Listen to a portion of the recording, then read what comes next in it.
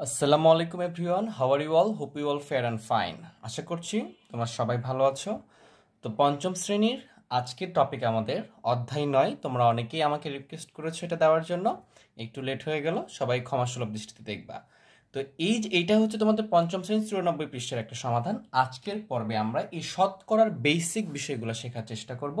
দেন অনুশীলনীর সমাধান, যতগুলো অঙ্ক আছে সবগুলো সমাধান করার চেষ্টা করব। আসলে শতকরা বিষয়টা কি, শতকরা কাকে বলে? তাহলে শতকরা হচ্ছে এমন একটা অনুপাত যা 100 এর ভগ্নাংশ রূপে প্রকাশ করা হয়। তাহলে শতকরা কি হচ্ছে? একটা অনুপাত বা ভাগ, যেটাকে কি করতে পারি আমরা 100 এর ভগ্নাংশ রূপে প্রকাশ করতে পারি। কিভাবে? আমরা যদি এই যে শতকরা, এটাকে আমরা পার্সেন্টে প্রকাশ করি, তাহলে এই যে শতকরার ভগ্নাংশ যে রূপটা বলতেছি সেটাকে আমরা পার্সেন্ট বলি। যেমন আমরা এখানে বলতেছি যে 1%। এই যে 1%, এই 1%ই শতকরা। এই পার্সেন্টটাকে আমরা ভগ্নাংশে প্রকাশ করে, ভগ্নাংশের শতকরা প্রতীকটা হচ্ছে এইটা, যেটাকে আমরা ইংরেজিতে পার্সেন্ট বলতে পারি। তাহলে এই যে 1%, এটা বলতে কি বুঝায়? আমরা তো নর্মালি বলি 10%, 5%, 1%, 2%, এরকম অনেক কিছু বলে থাকি। তাহলে এটা বলতে বুঝাইটা কি? তো এইটা বলতে বোঝায় 1%টা হচ্ছে আমাদের এই পার্সেন্টের জন্য সবসময় আমরা নিচে কি লিখবো? 100 লিখবো। কারণ পার্সেন্ট বা শতকরা মানে 100 ভগ্নাংশ। 100 কি ভগ্নাংশ? তাহলে কত পার্সেন্ট? 1%। তাহলে এটা 1-এর 100। তাহলে 1% বলতে কি বোঝায় একটু ভালো করে বুঝতে হবে। 1% বলতে বোঝায় 100 ভাগের 1 ভাগ। 100 ভাগের 1 ভাগ। তাহলে যখনই 1% বলবে তখন আমরা কি বুঝবো? 100 ভাগের 1 ভাগ। এটাকে তুমি বলতে পারো 1কে 100 ভাগ করলে এটা বলতে পারো, অথবা 100 ভাগের যে কোনো একটা অংশকে যদি তুমি 100 ভাগ করো, তার যে 1 ভাগ পাবে, বা 100 টাকার 1 টাকা হচ্ছে 1%। 100 টাকাকে 100 ভাগ করলে কত হবে? 1 টাকা হবে, 1 ভাগ হবে, প্রত্যেক ভাগের 1 টাকা করে পড়তেছে। ওই 1 টাকাটাই হচ্ছে 1%। তাহলে এরকম ভাবে যে কোনো কিছু হতে পারে। আমি যদি এখন বলি যে 2%, 2% কি মিন করতেছে? 2% মিন করতেছে আমাদের এই যে পার্সেন্ট মানে কি 100 টাকা। 100 টাকার কয় টাকা? 2 টাকা। মানে 100 ভাগের 2 ভাগকেই আমরা বলবো 2%। 100 ভাগের 2 ভাগের যে অংশটা পাচ্ছি আমরা, সেটাকে বলবো আমরা 2%। তাহলে খুবই সিম্পল আইডিয়া। যত পার্সেন্টই থাক না কেন, আমরা 100 দ্বারা ভাগ করলে, 100 ভাগে ভাগ করলে পার্সেন্টে চলে আসবে। এরকম ভাবে সবগুলো করতে পারবা। আচ্ছা, এখন পরীক্ষায় বলে যে পরীক্ষায় আমরা পরীক্ষা দিই, 100 মার্কেরই পরীক্ষা হয় তোমাদের।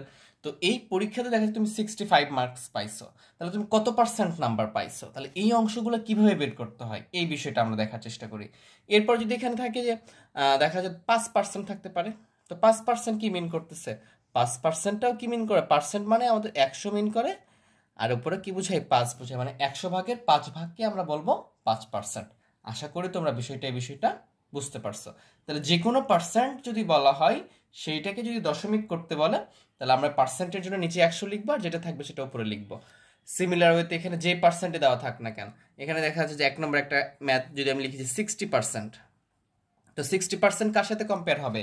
শতকরা মানে সবসময় 100-র সাথে কম্পেয়ার হবে। 100-র 60 ভাগের 1 ভাগ, 100 ভাগের 60 অংশ, এটা বুঝবো আমরা। তাহলে আমরা এখানে লিখবো পার্সেন্ট দেওয়ার জন্য আমরা এখানে লিখবো 100, আর এখানে লিখবো 60। তাহলে এই যে 60%কে আমরা এইভাবে একটা ভগ্নাংশে প্রকাশ করে ফেলতে পারলাম। যদি এটাকে দশমিক ভগ্নাংশ করতে বলে তাহলে কি করব আমরা? জাস্ট এইখানে কি উপরের একটা শূন্য নিচের একটা শূন্য কেটে যাবে, এই 10 দ্বারা এই 6কে আমরা ভাগ করে দিব। তাহলে 6কে যদি 10 দ্বারা ভাগ করো, তাহলে এরকমটা আসবে 0.6 চলে আসবে, এটা হয়ে যাবে দশমিক ভগ্নাংশ। তাহলে আমরা এই যে দশমিক ভগ্নাংশকেও শতকরা নিয়ে আসতে পারবো, আবার শতকরাকে দশমিকে নিয়ে আসতে পারবো। আমাদের যেভাবেই দিক না কেন আমরা সেটা পারবো। 10 দ্বারা 6কে ভাগ করলে 0.6 আসবে। এই বিষয়গুলো আমরা আগে শিখে আসছি। তাহলে 100% বা 1%, 2% এটা বলতে কি বুঝায় আশা করি তোমরা বুঝতে পারছো।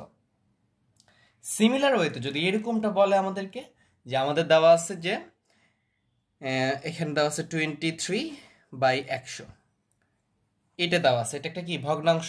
যদি বলে যে এই ভগ্নাংশটাকে পার্সেন্টে রূপান্তর করো, তাহলে আমরা কি করব? জাস্ট আমরা এটা কি করব, এই যে পার্সেন্ট থাকলে কি হয়, নিচে 100 দ্বারা ভাগ হয়, তাহলে এখানে 100 দ্বারা ভাগ আছে, জাস্ট আমরা যদি এখানে লিখে ফেলি যে 23, এখানে যদি পার্সেন্ট লিখে ফেলি, তাহলে এটা শতকরায় প্রকাশ হয়ে যাবে। আশা করি বুঝতে পারছো বিষয়টা। এরকম করে সিমিলার যদি এরকমটা থাকে যে 0.26 এরকমটা থাকলো, বলতেছে যে এই যে দশমিক ভগ্নাংশটা আছে এটাকে শতকরায় প্রকাশ করে। তো শতকরায় করার জন্য কি করতে হবে? এর নিচে ভাগের জন্য একটা 100 নিয়ে আসতে হবে। তো 100 যদি এখানে তো নাই, তাহলে আমরা 100 কীভাবে নিয়ে আসতে পারি? আমরা জানি এই যে দশমিক সংখ্যাকে সাধারণ ভগ্নাংশে প্রকাশ করতে পারি কিভাবে? এখানে যেটা থাকবে সেটা লিখে ফেলবো দশমিক ছাড়া। এই দশমিকের জন্য নিচে একটা 1 লিখবো, আর দশমিকের ডান পাশে দুইটা সংখ্যার জন্য আমরা দুইটা শূন্য দিব। তাহলে কত হবে? এই যে 100-র জন্য আমরা লিখতে পারবো 26%। তাহলে 0.26 যেটা বোঝাই 26%ও একই কথাটাই বোঝাই। যদি এটা না থাকে, এটা থাকতো যে 0. শুধুমাত্র 4 থাকতো, তাহলে কি করতাম? তাহলে আমাদের এখানে কি লিখতাম? উপরে লিখতাম 4, আর এই পয়েন্টের জন্য 1 লিখতাম, আর এখানে একটা 1 পয়েন্টের পরে একটা ডান দিকে একটা সংখ্যার জন্য একটা শূন্য দিতাম। তো 10-এর জন্য তো আমরা পার্সেন্ট দিতে পারবো না, এই জন্য আমরা কি করতাম? এখানে একটা শূন্য বাড়াই দিতাম, এখানেও একটা শূন্য বাড়াই দিতাম। তাহলে কি হতো? এটা 40% হয়ে যেত। তাহলে এইভাবে যেটাই থাকবে আমরা সেটাই করতে পারবো, ঠিক আছে? আচ্ছা, তারপরে যদি আমরা একটু খেয়াল করি যে এরকম কোশ্চিন হতে পারে, তোমাদেরকে এরকম কোশ্চিন করবে যে একটা গ্রামে 16 জন লোক আছে। এই 16 জন লোক যদি বলা যায় যে 100%-এ কতজন হবে, যদি বলা হয় তাহলে 100% হবে।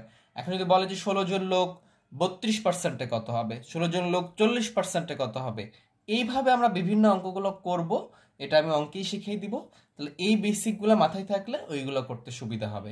আশা করি তোমাদেরকে বুঝাইতে পারছি। তো আমরা চলো ম্যাথ করি। এটা এই পর্বে আমরা করতেছি না, আজকের পর্বে শুধু বেসিকই ছিল আমাদের। আগামী পর্ব থেকে আমরা ম্যাথ করব। তো সবাই ভালো থেকো, সুস্থ থেকো, আল্লাহ হাফেজ।